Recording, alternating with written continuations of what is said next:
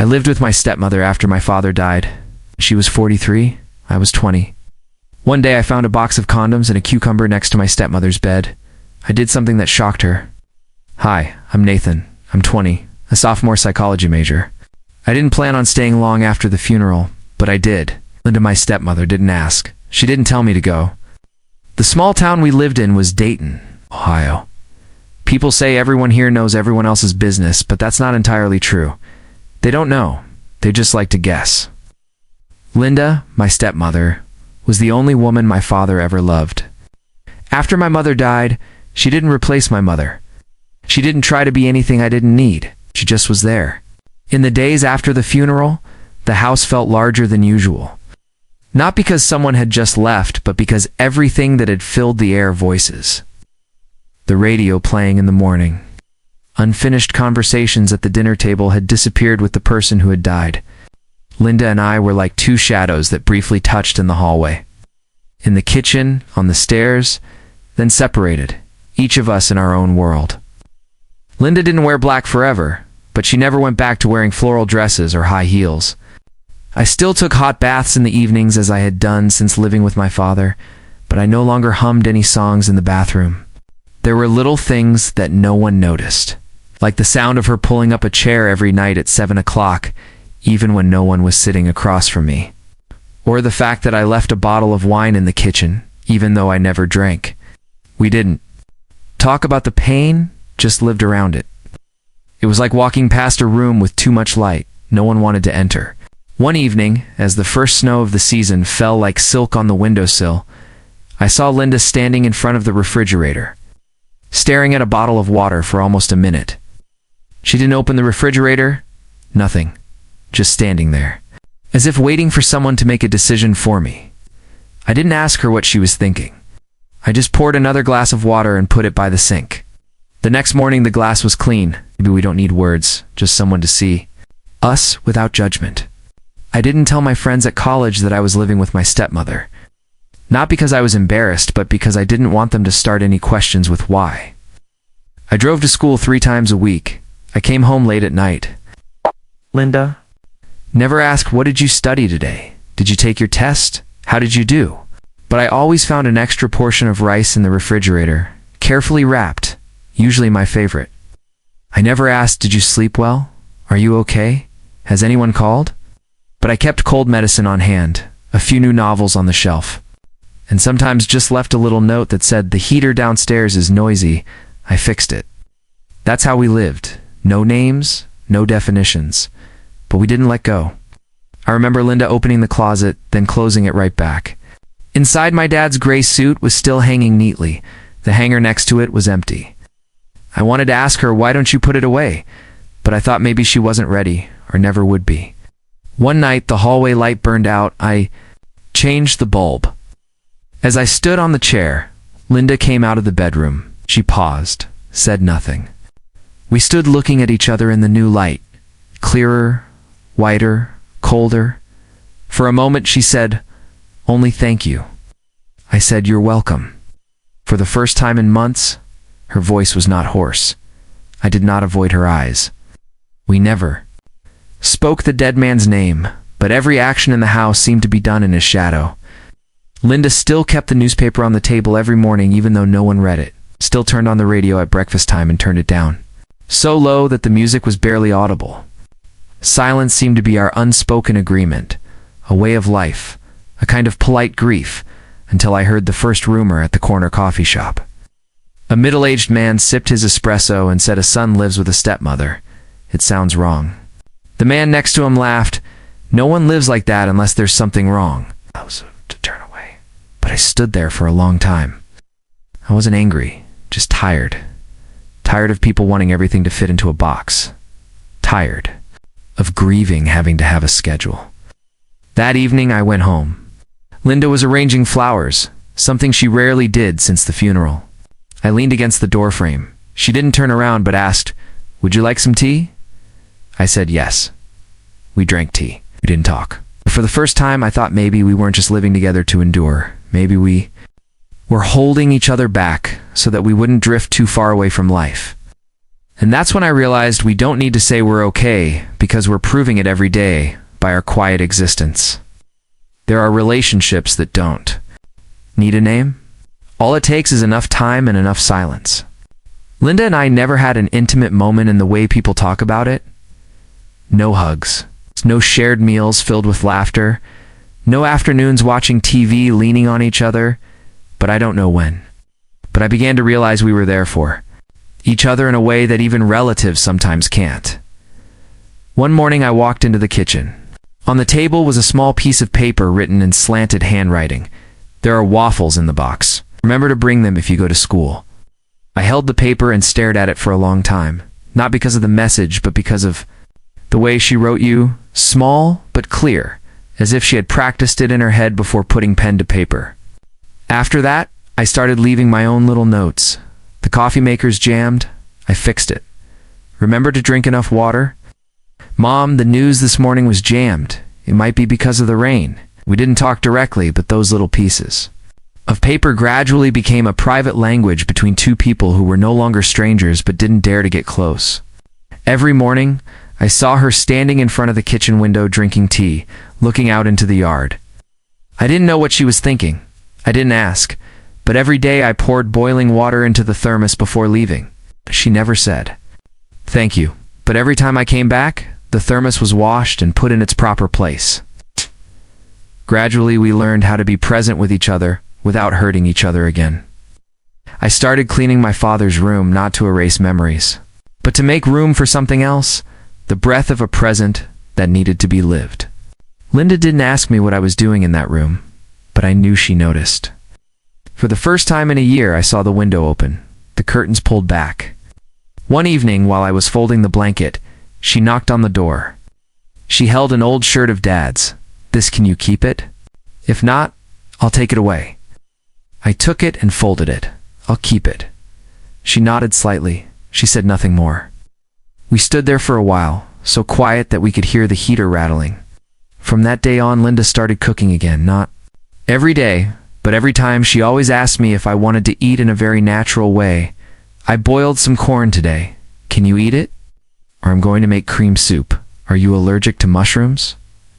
I always answered sure, but not because of the food, but because I knew the invitation was not simply a question about what to eat. It was, "Are you still willing to stay here with me?" We never sat down to eat for very long, but sometimes I washed the dishes more slowly than usual just to hear her tell a little story. When I was young, I used Seto, work in a used bookstore there. The old books smelled very much like wood stoves, the kind of smell that people don't print anymore.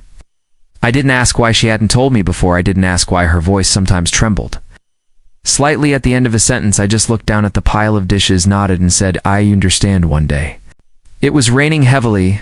I came home late from school. I was wet and cold.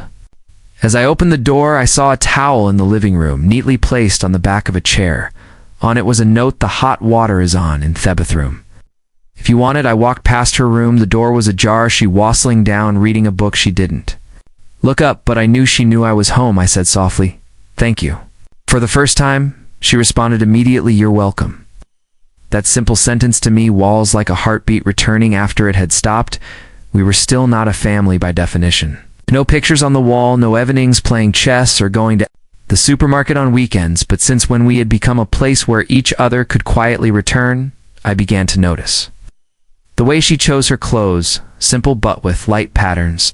The way she walked more slowly, but with a straighter back. The way she called my name more clearly. Henniver. She needed something. I also started to repair the back porch, just replacing some rotten wood, but that day she brought out 2 cups of tea, placed them beside her, and said, "This place has a beautiful view of the morning sun. I think we should sit here more often." I smiled and said, "I agree. No need to explain, no need to promise, no need to ask each other what are we." Because in a world with so much noise, sometimes thesalent presence is the loudest thing our hearts can feel in life. There are moments that don't last more than a few seconds, but can completely change the way we see a person. That moment for me happened one night in early spring, a thawed time. My eyes were sore, not serious, just seasonal. Allergies. I remembered that I had an old bottle of eye drops, probably left in the laundry basket the last time. Linda packed the clothes to put in the washing machine. She must have mistakenly put them in her room. The hallway light was still dim. The house was as quiet as every night, only the steady hum of the heater downstairs. I knocked lightly on Linda's door. There was no response. I pushed the door open and entered, intending to just look for the medicine and leave the desk lamp still on. There was no one in the room. A folded blanket. The window was closed. Everything was neat. I walked to the small table next to the bed, where books or reading glasses were usually placidas. I bent down to look in the drawer. My eyes caught sight of something lying on top. A box of condoms open beside it was a fresh long cucumber resting loosely on a half-read novel. I stood still to sheet a nothing. The space around me was no longer a familiar room, but a wind wall touching the forbidden. I was not shocked. I was not panicked. I did not speculationally. One thing was very clear in my mind. Linda was alive too. She also had Desiree that she did not share with anyone. We had never talked about her private life. I had never thought that she would have a world of her own behind the door that closed every night. I had always seen Linda as a quiet, patient, polite woman, so mean, who kept the rhythm of life steady in this house. I forgot that she had been a wife, a woman with all things that make up life, including the parts that society usually does not allow middle-aged women to possess openly.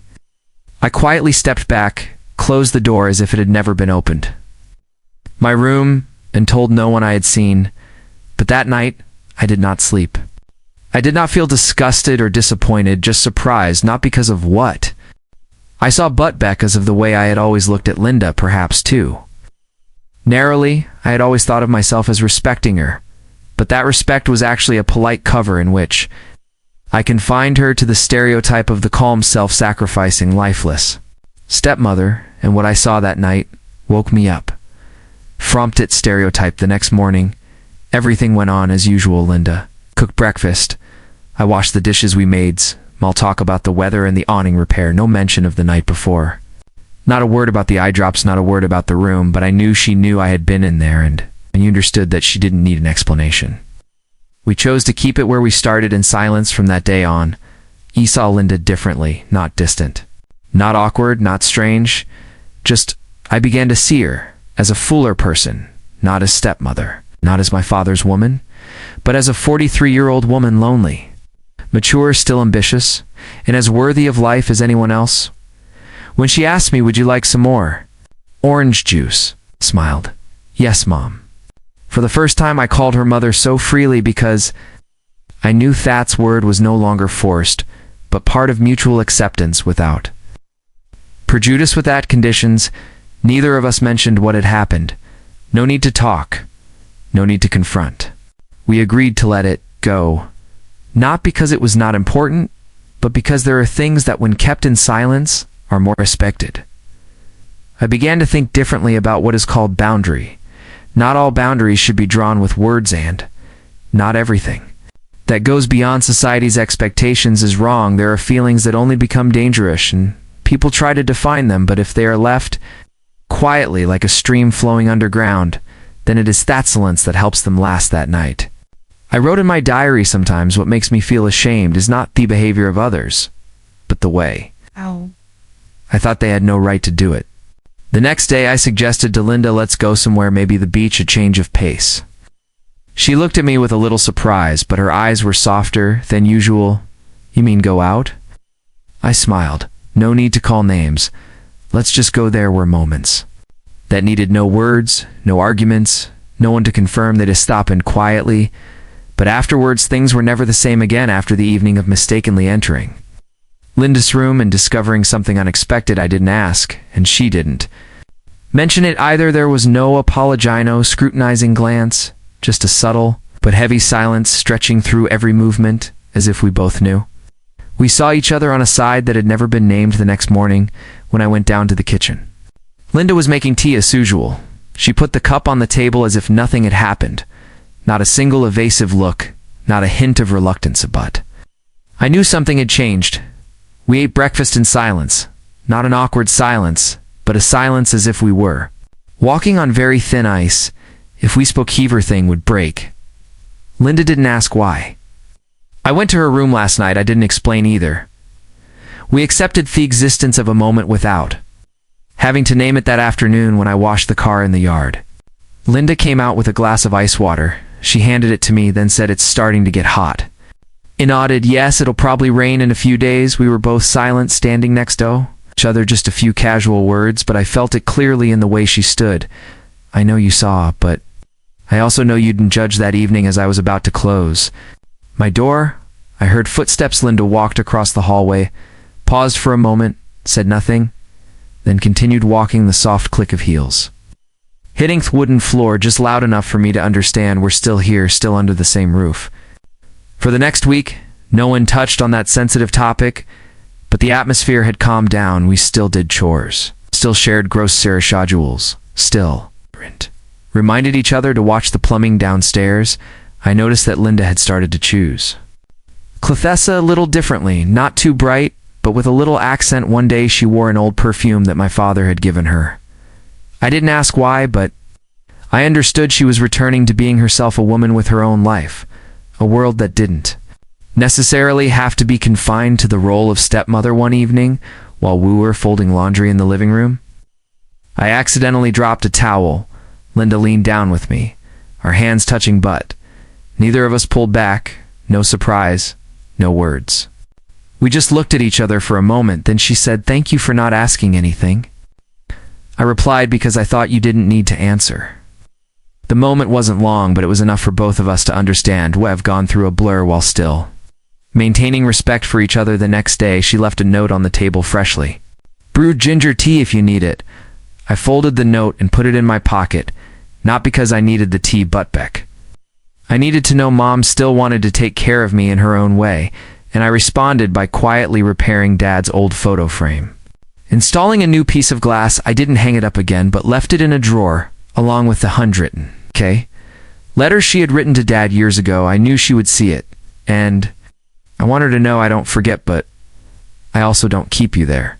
We didn't solve anything, but by not saying anything, by not retreating, we chose to forgive each other in silence. Not because we were at fault, but because we both understood sometimes to keep something pure, we don't need to explain, just don't tear it apart. Linda returned to being Linda, a little more cautious but not withdrawn. I also stopped avoiding eye contact. We both returned to a new normal where silence was no longer a barrier, but a soft bridge. The sea breeze was unlike any wind on land. It smelled of salt, the sound of waves, and something hard to describe, like forgiveness from nature. We arrived at the beach late one afternoon. Linda didn't have much luggage. Just a few simple clothes, a book, a bottle of sunscreen, and a pair of worn flip-flops. Small cottage was right next to the ocean, not fancy but quiet.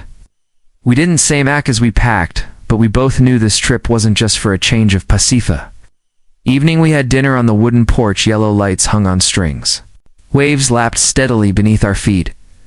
After dinner, Linda took a thin blanket and invited me to the sand. The moon rocked. Waves were white, the sand was cool under our bare feet.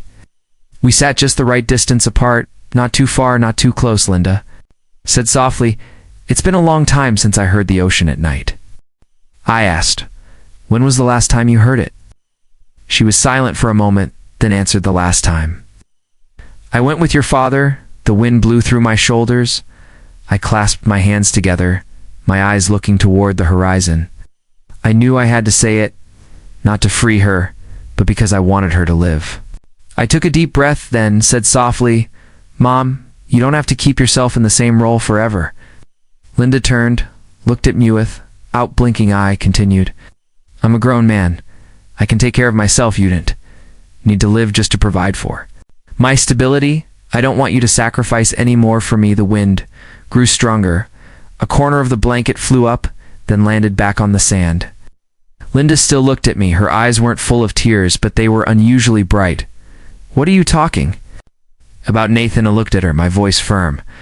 "I want you to live up to your age with what's left of you. You're still beautiful, you're restful, healthy, you deserve a partner, someone to love. Someone to keep going if you want to." Linda turned away. She didn't answer. Right away, there was only the sound of waves, one wave after another each. One steady, like the ocean's long sigh. I didn't press. I didn't say more. After a while, She let out a soft sigh. There's a part of me that died with your father, that part all. These years a thought would never come back to life. I nodded slowly. I understand, but the rest is still alive, and I don't need anyone's permission to continue. We sat in silence for a long time. No one looked at each other, but no one felt the need. To Levethi, wind began to get cold. Linda pulled the blanket over her shoulders. She asked, if I really start over, would you be angry?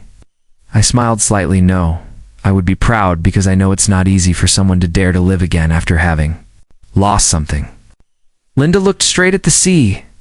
She didn't say anything more, but I felt her hand move a little closer to mine. We didn't need a hug. We didn't need dramatic emotions. Just an agreement that from tomorrow everything could start over without having to step over the person who died or deny old feelings. That night before going to bed, Linda opened my door, left it ajar like always, and said softly, "Thank you for seeing me as a real person." I replied, "You've always been real, it's just now I'm old enough to see that." The trip lasted 3 days. There was no dramatic turning point, no moment off breaking out, just two people who had been hurt, who had kept quiet now, allowing each other to live on without guilt, without burdens. The trip ended after 3 days of light sunshine, high moonlit nights, and a few quiet conversations. Nothing special. It didn't need to be special. Just a moment off silence for two souls who had been scratched to find their breath again. When we returned, the small house where Ru had lived for many seasons was still. The same still, the creaking wooden porch still, the smell of old wood in the wind blowing through the west window, but we were no longer the same, no. One said, "It bet," in every gesture, every distance between steps. Linda and I both knew the time we spent together has reached its most beautiful limit. I no longer walked downstairs every morning as if I were a permanent part of this place. I walked more slowly, observed more closely, and inside. Something had sprouted, not sadness, but readiness one morning as I fixed the kitchen cabinet doors. Something I did often. Linda stood behind me holding a cup of tea and said softly, "Are you thinking about going back to school?" I paused, turn around, nod. "I'm thinking about taking a course this fall." She didn't ask any more questions, just smiled and said, "I know, and I support you." We didn't discuss moving out, or moving out. No paper was printed. No suitcase was left in the middle of the room, but each of us began to withdraw a little. I wasn't home for dinner every night. I went to the coffee shop occasionally, or walked farther than usual. Linda no longer left my clothes in the laundry basket with hers. She folded them separately and placed them neatly by my door. No note that evening. As I was folding shirts, I remembered Linda hadn't called me your father's son in a long time now. I was just Nathan, a young man who had been hurt, who had relied on her, and who was on his way. One afternoon, Linda placed an envelope on the kitchen. "Phil, there's some money your father left." "I don't need it. I thought you should have it." I picked it up, silent nor refusal. "No thanks." Just looked at her for a long time and knew, "You've chosen to step down as breadwinner. You're giving back freedom without the burdens." That night, I packed up a few personal items, just what was absolutely necessary. A book, a laptop, a diary, a few clothes, and a small framed photo of the three of us, Dad, me, and Linda.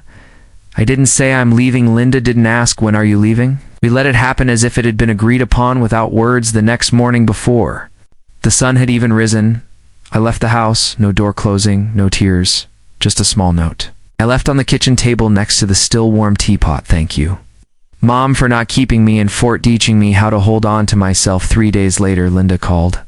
A repairman torpid the porch. A week later, she planted lavender on the fence. A month later, I received a package in the mail. Me favorite scarf, freshly washed and folded. No letter, just a dried petal pressed in newspaper. Neither of us broke up, but a chapter had closed, and that closure was strangely pure. That silent farewell was not the end, but the beginning of a resurrection for Linda. A woman who began to step out of the role of housekeeper to live for herself. For me, a son who once lived in the safe zone of loss, now learning to stand up for himself. We no longer live under the same roof, but in a sense we are still together through each quiet maturity. 3 years passed so quickly that sometimes it seemed like a dream. I had graduated, lived in a town about 5 hours away from my old house, had a stable job, a few social connections, and sometimes a vague nostalgia. One morning in June, asked wind began to carry the scent of new sunshine. I received a simple text message from my old neighbor. Linda still tends the lavender garden the same way, but now she has someone to help her water the plants every afternoon. I didn't ask any more questions. I just made an appointment, and the next morning I was on my way. The road leading to the old house was the same, winding, lined with oak trees and the sound of Sika's nth wind. I stopped in front of the gate. The house didn't look much different, but there was something that I immediately recognized. It was alive, no longer a place to endure. Before I could ring Thiebel, the gate opened softly. Linda stepped out. Her hair was cut shorter. Her clothes were neat, still simple, but somehow brighter than before. Her eyes met mine, as if 3 years had never passed. No over-emotion, no tears. Just a smile. Nathan, I came to see Mom. Would you like some tea? We sat on the porch as we had 100 times before, a pot of chamomile tea, a thin slice of lemon, and 2 old china cups. Linda told a few small stories about the newly planted rose bush, the stray cat that came through the yard, and a group of friends who read books every Tuesday. I didn't say much. I just listened and saw that she was really living, not trying to live. After a while, I asked, "Are you okay?" She looked out into the yard where a middle-aged man was bending over Totera lavender bush. "Yeah, I'm fine. I'm living the life I didn't ask why. It was no need to. I just saw him turn around, smile briefly at Linda, and nod Tome from afar. I nodded back. We didn't say anything, didn't introduce ourselves, did explain, but it was all clear. Part of me choked up a little, not because I was sad, but because happy. I'd been hoping for this since 3 years ago on the beach, and now it was happening without drama, without fuss. Linda looked at me and said softly, "You were right, Nathan. I don't have to live the rest of my life in silence." I closed my hands around my cup, smiling. "I know you can." We didn't need to say anything more, not because there was nothing to say, but because everything was enough. We used to need each other to survive, then quietly let go of each other to continue living, and now we can meet again without pain, without guilt, without confusion. That afternoon I went to the back garden, the lavender row Linda had planted, now covered almost the small path. There were butterflies, there were bees, there was the smell of sunshine. I stood still, took a deep breath, and for the first time in many years, I no longer saw my father's figure somewhere around the house, not Becca's. I had forgotten him, but because I had accepted that life is not about staying in memory. But knowing how to move forward with gratitude, when I left, I did not say a long goodbye. Linda saw me to the gate. I held her hand for a moment, then let go. She said, "You'll always have a place here, but I know you'll have your own path." I nodded. Me too. The car pulled away from the path, the afternoon light shining through the windshield, reflecting an image behind me, a middle-aged woman standing by a wooden gate waving her hand gently behind her, a man watering flowers, and a house finally coming back to life. Life is not a straight line. It curves, turns, some animesimes. Loss then silently brings us back to where we need to go. 3 years ago, in a small house in the suburbs of America, there were 2 people who survived. Lost, they were not related by blood. They were not the same age. But they stayed together when the only person who had connected them had gone forever. Linda, the stepmother with no clear title, Nathan, the stepson, who was past his teenage years. They Livatog, they're like 2 shadows nestled together to block the sun. No one thought they needed each other so much. No one understood why they didn't leave society. Gossiped rumors flew like the wind through the fence, but in that house, the 2 people still silently shared breakfast, cleaned the garden, and endured void that no one else could fill. Then one day the unexpected happened. Not a fight, not a broken ending, but a small moment that revealed a part of the other thought had never been seen. And instead of accusing or running away, they chose then a blessed option: silence and respect. The subsequent sea voyage was not an escape but a sigh, a way of saying we've held each other long enough now, let's let each other go. No goodbyes, no painful scenes, just one person packing up one person, folding a towel, and both letting the bond fall away. Linda lived on an aerial way. She didn't age, she became a woman again, not someone's stepmother, not ex-wife from the past. Nathan left not because of tiredness, but because off having enough he received from Linda, not only a place to stay, but the greatest lesson. How to love someone without binding them, how to let go without abandoning 3 years later when they met again. They didn't need to say much, the look was enough. A new life was existing behind the wooden gate. Flowers were watered, people were loved, and the past preserved as part of maturity, not an unhealed wound. Life doesn't end when people break up, it just changes roles from the one who sticks around to the one who observes, from the one stays to the one who blesses. And sometimes just knowing when to step away, you have saved the most sacred thing from being hurt. This is not a love story, it is not a tragedy either, but it is a transition from loss to rebirth, from dependence, toy dependence, from role to true self. Nathan once needed Linda as a support, and it was he who helped Linda remember that she could still live a meaningful life, not just exist for the past. We don't always choose who we live with after loss, but we can choose how we live on sometimes. Just a long enough look, a timely request, and unbroken silence would have given each other a chance to be reborn without sacrificing each other to achieve it, because the deepest feeling is not possessive love, but the love of people who know how to leave at the right time. You don't need to stay to be called family. You just need to help someone live up to the part they once lost. That's enough in a world of relationships filled with boundaries and prejudice. Linda and Nathan's story is a reminder that understanding, even silently, can heal, and letting go when it's time is a blessing. If you're at an age that people often call late, remembers rebirth can begin after 40, 50, even 70. All you have to do is allow yourself to live on as yourself. Thank you for listening to the story. The story is not loud, not climactic, but it's enough to show us that every life deserves a gentle ending, and if possible, be the one to help others find that ending. Thank you for taking the time to listen to today's story. Perhaps in your life, there has been someone who has taught you how to love without holding on, how to let go without losing. If so, please share that story in the comment section. Who knows, your story might be what someone needs to hear. Don't forget to follow so you don't miss any heart-touching stories. See you again on the next journey, where we go through things we thought were old to see that life is about being able to start over, no matter how old you are. CAO, again in the next story team.